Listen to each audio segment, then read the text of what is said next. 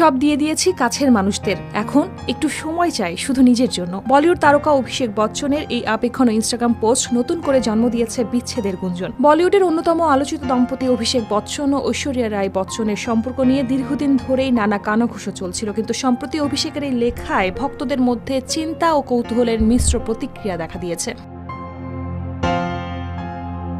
অভিষেক লিখেছেন, আমি একবার হারিয়ে যেতে চাই, ভিড়ের মাঝে নিজেকে আবার খুঁজে পেতে চাই। নিজের যা কিছু ছিল সব দিয়ে দিয়েছি কাছের মানুষদের, এখন একটু সময় চাই শুধু নিজের জন্য।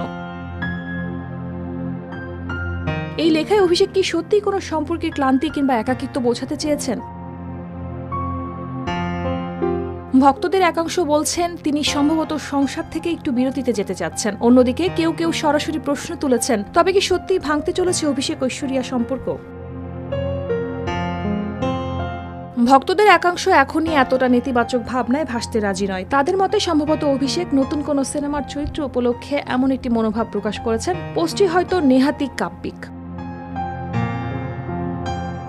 গত বছর আম্বানির পারিবারিক এক অনুষ্ঠানে আলাদাভাবে প্রবেশ করেন অভিষেক ও ঐশ্বরিয়া। এরপর বহুদিন তাদের একসঙ্গে দেখা যায়নি, সেই থেকেই শুরু হয় বিচ্ছেদের জল্পনা। তবে কিছুদিন আগেই কান চলচ্চিত্র উৎসবে ঐশ্বরিয়াকে দেখা যায় সাদা শাড়িতে, সিঁথিতে লাল সিঁদুর পরে। এই উপস্থিতি দেখে অনেকেই ধরে নিয়েছিলেন সম্পর্ক নিয়ে যতই গুঞ্জন হোক, বাস্তবে দম্পতির বন্ধন এখনো অটুট রয়েছে।